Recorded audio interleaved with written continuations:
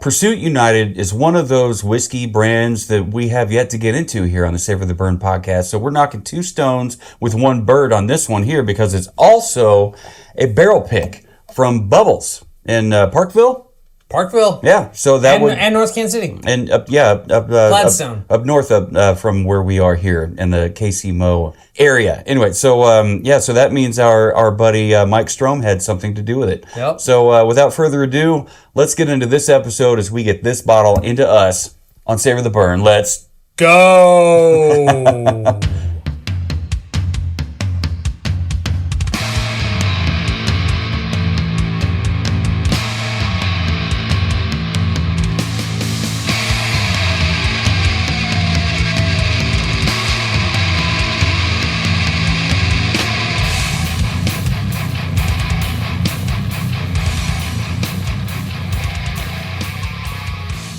Hello, everyone, and welcome to the Savor the Burn podcast. My name is Jonathan. Across the barrels from me is who? W2. How do you do? Word. Doing good. How are you doing? I'm doing all right, man. I'm doing all right. When I saw Pursuit United in the agenda on the calendar of things to do, I was pretty stoked because I have never had anything by Pursuit United. They've got a great YouTube channel. Once again, Faith and Tim are the ones who introduced me to them. Okay. And so I follow them a little bit. And so being familiar with the brand, and I've seen their bottles start to pop up in the Kansas City area, which is pretty exciting. But then to see a store pick show up at Bubbles, I was just like, it's a little too close to home. I think I have to have it. Yeah, we have to try it. And no, this won't be 100% indicative of what Pursuit United has to offer, but it is something that Pursuit United has to offer. I mean, I think it will. How do we don't know what we don't know, right? We have no idea what to expect with this, except for it comes recommended by your sister Faith and her husband Tim. And if it comes recommended by both of them, guys, you know Tim, Tennessee. And in the name, it is a double oaked bourbon. Double oaked. So I think we're gonna like it at least a little bit. Yeah, and we've had our first exposure, I want to say, if that's the right word, to anything double oaked was Woodford Reserve. And it really turned out to be pretty damn incredible. So if you're looking for a good birthday present to send to Savor the Burn Studios for Mr. W2 in the middle of August, send it. Just send him some double oak Woodford Reserve. Before we get too far into the weeds in our excursions, our whiskey lore, thank you for watching on YouTube and listening in on your podcast app of choice. We're 100% stoked that you guys want to spend your time with us, and no matter what time of day it is that you decide to join us, here you are. By golly, and sometimes you're just on shuffle. My friend Billy, remember Billy Mast? She tagged us one time. It's like, or she tagged me anyway, but us, I considered us because it was the podcast. She's like, I was just, working, around the house doing my own thing when I heard this voice. That voice. that voice. I'm like, I know that voice. Who is this? And I didn't even realize I had clicked subscribe on Spotify. I'm like, by God, I don't know if it's subscribe, if that's a technical term, but anyway, she follows along on Spotify, and you should too. Rethink your life. If you're not following us on Spotify, if you're a Spotify kind of person, while you're at it, if you're on YouTube, do it. Subscribe. Click that bell notification to stay up to date on all things Savor the Burn, including traveling the World Wide Web at your fingertips or thumb tips at savortheburn.com. Check out the Liquor Cabinet. You'll find this bottle and so many others. We're closing in on 300, and we're going to be there before we know it. We're going to have a 300th episode. It's going to be a whole ass thing. It's going to be a lot of fun. So without further ado, I think it's time we get into this. It's a bottle pick, or a barrel pick. A barrel pick from our friends up there at Bubbles Wine and Spirits, right up there in Parkville. Our friend Mike Strom had something to do with it. He's offered to have us be a part of one of their barrel picks. We've got to do that. We got to make that happen. We're going to get into that at some point. Why don't you give us a bottle pop let's of do this that. Beautiful color? It looks to be, if mine eyes don't deceive me, it looks to be composite. So here we go. I was going to say natural. You can really never tell when it's in the bottle. Anyway, here we go. Nice. You would be correct. It's composite. I would be wrong. That's all right.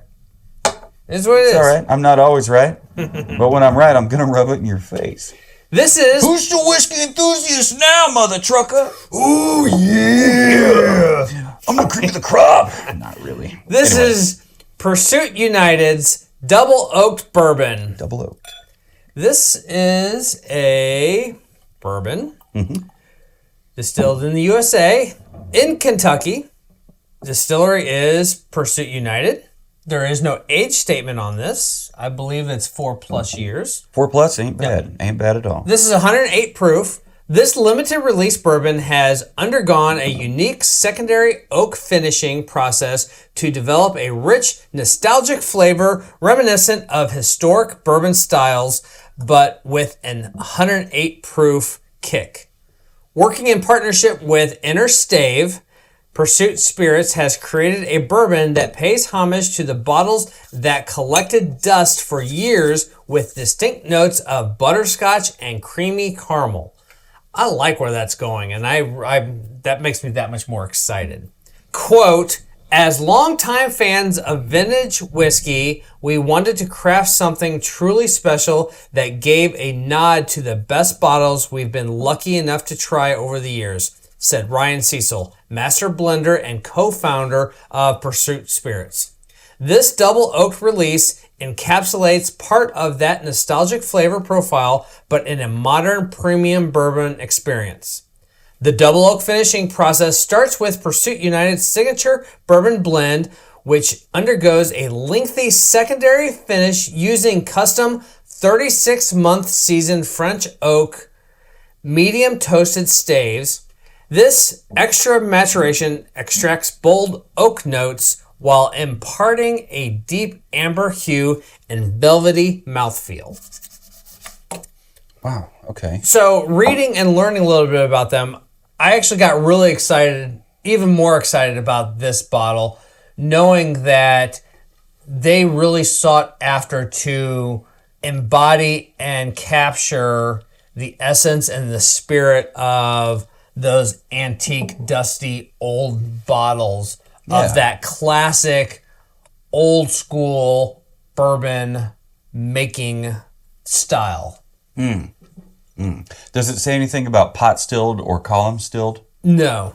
It knows it's like one of those semi-oily, old, like pot still, pot distilled whiskeys, like an Irish whiskey or something. But usually those are triple pot distilled or triple distilled. But this seems, just on the nose, it smells oily. It smells thick. It smells really good to me. Well, and also, just to that point, because you brought up triple distillation. Yeah. That has nothing to do with double barreling. It has nothing to do with it. Absolutely. Yeah. And as you were reading... This has a nice, deep molasses kind of a sweetness to it. I'm going to read this little paragraph right here on the back of the bottle. And you try to remember what it was that you said, because something caught me. There's a discrepancy between what was pulled off the website or the interwebs versus what we can pull right here off the bottle. Listen for it, and I'll probably make a face too, so don't get mad at me. The Pursuit United story, which is something I love that they put on the side of the bottle. That'll help with bottle presentation for me. Anyway, this pursuit strives for unmatched oak character.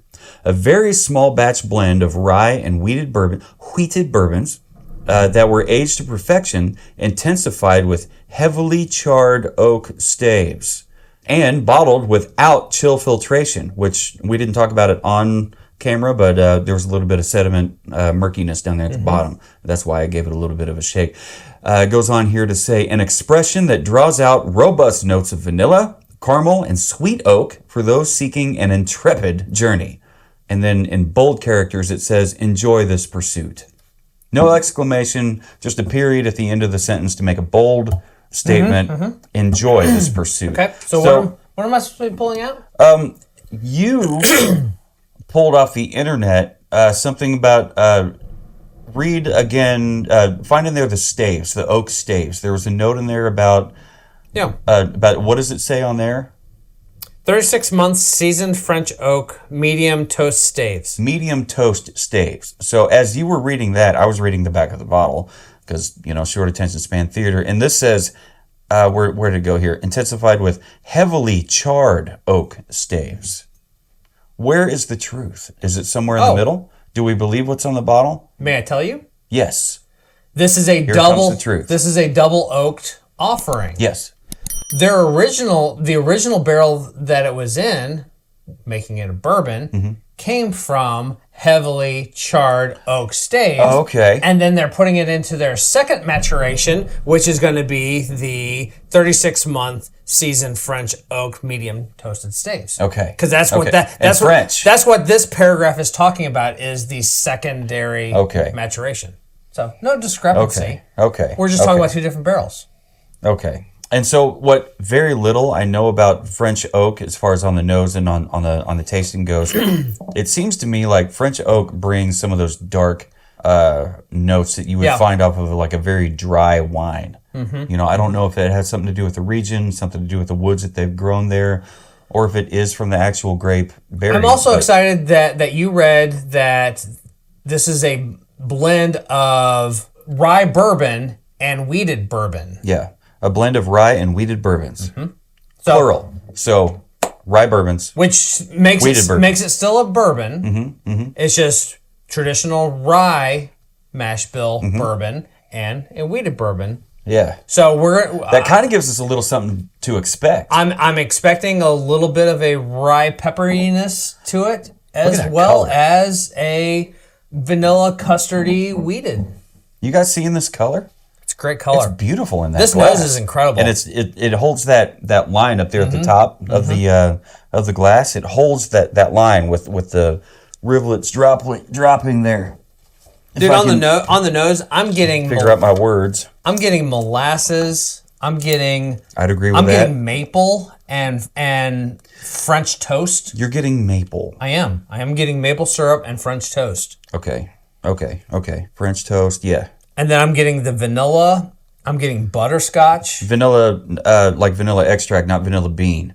Not vanilla bean. Yeah. Just vanilla. Okay. Maybe even a burnt toffee. I'm going to have to dip my nose back in here real quick. Burnt toffee. Toffee's not one of those things that ever really kind of grabs my attention. That 108. If I see it on the shelf, I'm gonna reach for the toffee. It's really hard to chew through. I get kind of bored, like spending all this time chewing through stuff, and then it sticks to my fillings, and I'm worried it's gonna pop them out. And we all have to visit the dentist and explain ourselves as to why it is that we're missing our fillings. Is there a burnt or a toasted marshmallow? I was thinking marshmallow, but I don't know if it's toasted or burnt. Let's get this on the palate. Let me put marshmallow down here. Let's do that one more time, and then do this on the palate. Yeah, let's make Tennessee cringe. It just sings. Pursuit United. Nothing clings like a Glen. Pursuit and bubbles. That vanilla comes screaming through on the palate. Oh my God! And that oak. That's a sweet. It really is a sweet oak. That is a big bowl of Berlade and on the finish, vanilla custard. Oak actually sings. Oh wow! Yes, and this is and so on the nose, that 108 proof. If you get your nose really down in the glass, that proof pinches a little bit. But by the time you get that on the palate, it's just smooth as silk. There's no burn. So good. It's just nice and warm. Yeah. So like some whiskeys, if they're a very young whiskey, they haven't spent a lot of time in the oak barrel, and that oak barrel imparts its flavor unto the whiskey. It can be a jarring experience. No pun intended here, but it can be really bad. The oak tannins come screaming through, and it just tastes like you're licking green tree branches where you pulled back the bark and chewed on it. If you've ever done that because you're an idiot ass kid like me, and fat kids got to chew on shit when they're kids, not in their adult life. Don't judge me, but you know what green, green tastes like. This one here doesn't have that green taste to it, but it definitely has that nice oaky depth of flavor that has so much to offer. The caramel comes through respectively. Vanilla for sure. The oak is it's sweet. And you know what? I have to remind myself that it had something to do with where did the French oak come in? Was that the staves, or was it in a French oak barrel, or what did it say? They're the staves of the secondary maturation. Okay. This is incredible. This is absolutely incredible. The guys at Bubbles knew what they were doing when they picked this bottle. And you know what? Maybe we don't know what we don't know about Pursuit United. But maybe this is indicative of what Pursuit United has to offer. We need to get back into this. Not this one in particular, even though I'm game for it. But we need to get back into Pursuit United and see what they have to offer. Yep. Did you say where they're from, where they're out of? They're in Kentucky. Yeah, that's all it said. Pursuit. Oh, Louisville. Pursuit Spirits out of Louisville, Kentucky. I think I knew that. Yeah, you probably did. Especially since it comes highly recommended by Faith and Tim. I have no doubts. What else are you picking up on the finish? I think that oaky, it's like a sugary, it's like a burnt sugar, brown sugar. It's kind of a sugar cane. Sugar cane and charred oak. But like you said, it's a sweet oak. Yeah. I put oaky sweet. I put down your sugar cane, and that's why I say sugar. Oak. And that's why I say sugar cane because I agree. It's a sweet oak, but I'm just pushing it a little bit farther in thinking about how sugar cane tastes. When we read the back of the label and it said rye and wheated bourbons, I was expecting there to be more of a rye influence with this thing. So there is a little bit of a pepperiness to it. I didn't get that at all. Where did you pick up on the pepperiness? Was it late palate, early finish? Okay. I feel like the wheat is definitely dominant in the blend. Definitely, yeah. Because one thing that's indicative about wheated bourbons is the sweetness, and that's the main reason why I love me some wheated bourbons. That said, this one here, we did not know what to expect. Ready for some tasting notes? Yeah. You tell me those. I'm gonna try to work on my score here. It's gonna be hard not to score this. I think we came close. I think we came close on a lot of this. There's a couple things in here that we didn't mention, but for the most part, I think we nailed this. All right. On the nose, aromas of rich butterscotch and toffee. Okay. Complemented by the sweet scent of toasted marshmallows. Okay. So you said you didn't know if it's toasted marshmallow or burnt marshmallow, but I just wrote down marshmallow. And Taste. You said burnt toffee. All right. Palate. Smooth butterscotch flavors dominate, balanced by notes of luscious vanilla custard. Vanilla. Okay. Did you say vanilla custard? I did. I totally did. Okay. I only picked up on the vanilla part of it. Finish. Okay. Yeah. Warm and lingering, cinnamon spice baked pears. What? Followed by hints of toasted oak. Okay. You said charred oak. I said oaky sweet. It is warm, so I went ahead and wrote that down. I don't know about baked pears. I've never had them. Give me a second, I'll tell you. I don't want to have them, but I will have them if it's for the podcast. What? I've never been a fan of pears. Oh, man. I've never liked pears. Girl, you're missing out. No, I've had pears, but I don't like them. It's like strawberries. I think bananas are my favorite, also my go-to, but my favorite fruit. Mm-hmm. Pears are a very close second. And I know there's like Bartlett and not Bradford, but there's different pears. I love pears so much that when I can opener a can of pears, I give Henry the pears, and while he's not looking, I'm chugging the juice that's in the can because I love pears. I love pear juice. If you love them so much, why don't you marry them? Good times. One thing we haven't talked about here yet on this here fine episode of Savor the Burn is the bottle presentation. It's kind of your standard.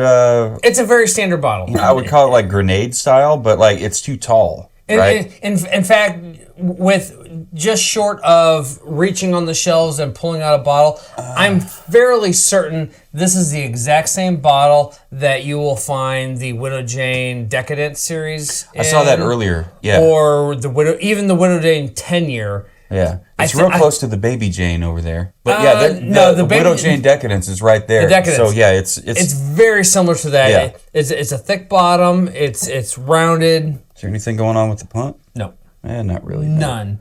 But all that said, I do really love the design choices and the simplicity of the label. It's very typographical design focused. The Pursuit United period. Very intentional. That's also a kind of a coppery gold foiled ink.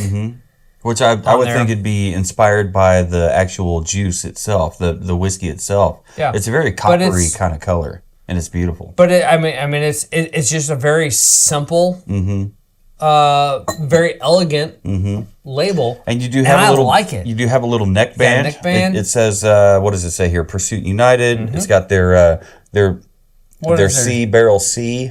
I don't know what that means, but it also says small batch. Yeah. Yeah, if not black topper on top of a, what was it? Composite cork. You know, and composite cork just means it's going to stay shelf stable longer after you pop that top initially. With the way this tastes, I don't know if that's going to matter. No. This one here, this bottle here was meant for neat pours. I don't think I would put this, if I put this in a cocktail just for shits and giggles, it'd be an old fashioned, but just 100%. To see what it would do. But I know it would sing in an old fashioned. I'm gonna tell you right now. I'm gonna find out. You're gonna find out. But like for me, if I had 10 of these bottles, none of them would go into existence. All of them would stay with me, and maybe one pour would go. One pour's worth of this whiskey would go to a cocktail, an old fashioned, and that would be it. All because right. It is such a good. It's an incredible pour, I think, as far as neat pours go. I just absolutely loved it. In fact, I didn't even put any water in it. All right. What'd you give this on the nose? On the nose, I gave it a 4 1/4. There was molasses, maple syrup, French toast, vanilla, burnt toffee, marshmallow. We couldn't figure out if it was toasted. The website note said it was toasted marshmallow. We didn't know if it was toasted or burnt. I just put down marshmallow. Yep. But, I mean, it could go either way. But how about you? Where are you at? I came up a little bit to 4 1/2. 4 1/2? It's really good. I could see that. It would be super easy for me to see a 1/4 point bump and making that happen. How about the palate? On the palate, when these tasting notes evolved, which is something I love when it comes to certain whiskeys, they evolved into vanilla custard. The oak was a sweet oak, kind of like what the label here said. It was a sweet oak. It was so sweet, so really good, very, lack of better terms, decadent. Orange was in here. I couldn't tell if it was orange marmalade or orange candy, but it was a kind of a sharp, bright, delicious orange. And caramel just sings, right? Nowhere in our notes did we say anything about butterscotch, but according to the notes online, butterscotch was supposed to be all over the place, but I didn't pick up that. Oh, and you picked up peppery, late palate and early finish, but we're not at finish yet. So palate. We did say toffee though. We did say burnt toffee though. On the nose. Do you think that carried through? On the nose and palate. I will write that down here. So yeah, for me on the palate, it was easy. I bumped it up to 4 1/2. Where are you at? I came up a little bit. I'm just above you. 4 3/4. 4 3/4. Yep. That is it's easy to see. It's easy to see. I could have easily been up there. Right. I'm very excited to get into some of their other offerings. This was so good. I'm very, very anxious to see what else they have to offer now. On one hand, yeah, I mean we this is our first introduction to Pursuit United. On the other hand, we are at a slight disadvantage because this is a barrel pick. Sure. I mean, barrel picks are known for being better than the label's regular output of that whiskey. But this one here, like if is any indication as to what Pursuit United has to offer, we need to get back into this. It's 100%. so damn good. Finish, moving on anyway, to the finish. It was oaky sweet on the finish. You said sugar cane. I think I agree with that wholeheartedly. Charred oak you picked up on vanilla caramel. It was definitely warm. You said the peppery notes went from the late palate into the finish.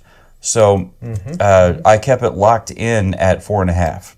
For me, it was every bit as good as the palate. How about you? Where are you at with it? I kept mine locked in at 4 3/4 for the same reasons. Same reasons. Yep. Yeah. Bottle presentation. We talked about it a little bit. What were some of the highlights for you on this bottle presentation? The highlights for me are just the graphic design choices and the very minimal, simplistic approach to the labels. The splash of the copper ink. For me, I do love this bottle. I love how it's simplistic or whatever. It's maybe is the right word to use minimalist. Oh yeah, 100%. Is it? Even though it's got a neckband. Yeah. I don't know. And even though the label isn't like your like so many bottles that you'll see out there on the market have a label on the front, label on the back, and they're perfectly centered. This one here, it seems like if you're looking at it by where the neck label overlaps itself on the back, that would be your center line. So you follow that through the front. So this would be where the label starts, but it keeps going. Yep. Partially all the way through the side or over the side, and it ends where I think a back label would start to begin, kind of. Sure. But anyway, it's an interesting idea. I think. What was our first foray into weeded bourbons? Wilderness Trail has a similar thing that they do with their labels. It kind of wraps around the side, but I mean their bottles are completely different. But I like it. I wasn't wowed by it. I do like it a lot. So I ended up giving it a 3.5. Oh, okay. Yeah, is that low? You think is that low? I don't know. I'm not mad at that. Know. Yeah, it's better than 2.5. I gave it a 4 1/4. 4 1/4. Okay. Just because From a design standpoint, you being a designer, you would have a lot of input with that. Yeah, I like the typographical approach that they took to it. It's very minimal. It's clean, done tastefully. Yeah, I can totally see that. But with our ratings here, we go 4 categories: nose, palate, finish, bottle presentation. From a 0 to 5. Personal rating on where we think these guys would fall in that spectrum from 0 to 5. We add those numbers up out of a possible 20, divide that number by 2, and that's how we get our 0 to 10 rating. Makes sense? Makes sense to me with my Raytown education. Got both of my brain cells, rubbing really hard against each other. So that said, with you can audibly hear them squeak sometimes, like and a little tuft of smoke will come out.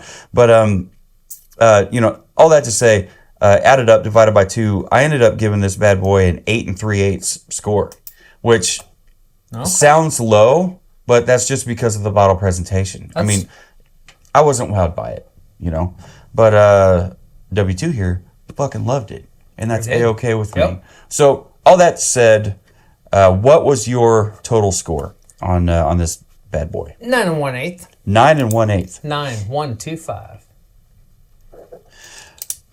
I think that's an easy score to come to. I could have come up on my scores. I am trying to be more discerning, less fangirl, and more of kind of a realist when it comes to these things. I understand. With this one here, it was super difficult to do. If you hit me with this on a blind, I'd probably be astonished. This score would be right at the damn window. I wasn't overpowered or even in the same room with the rye notes. You say you picked up on some of it though with the peppery on the late palate, early finish. So I don't know. I feel like if they have any more bottles of this up there, and in bubbles. I need to go up there and grab myself a bottle with this and spend more time with it. What do you remember off the top of your head what the MSRP on this was? I do not. So it could be anywhere from 60 to 80 or 40, 35. We don't know. It doesn't really matter. It's reasonable. I think it's 60 or under. 60 or under? Yeah. Okay. Well, I mean, come on. I mean, with this bottle, if you're in the area and they still have it available, I highly suggest you go out there and getting it, because it's just that damn good. I would keep it for neats. I might throw it in a cocktail. I would throw it in a cocktail, an old fashioned, just to see what it could do, and then probably just kind of take it from there. If I had 10 bottles of it, fuck that. If I had one bottle of it, I'd use one of those pours for an old fashioned just to see what it would do. So, guys, if you like weeded bourbons, if you like store picks, if you like checking out something new, if you like Pursuit United, let us know what you think. If you've had Pursuit United, if you have a bottle of theirs that you would like to suggest us to try out, we will beeline our happy asses to that bottle and check it out and give you guys a review on our thoughts and see what we think of it. But until that happens, I guess we are ready to wrap. Do you have final thoughts on this one? I like it. Nah, he likes it. I like it. I like it too. So without further ado, no matter who you are, where you are, what you're drinking, who you're drinking it with, never forget, keep on burning.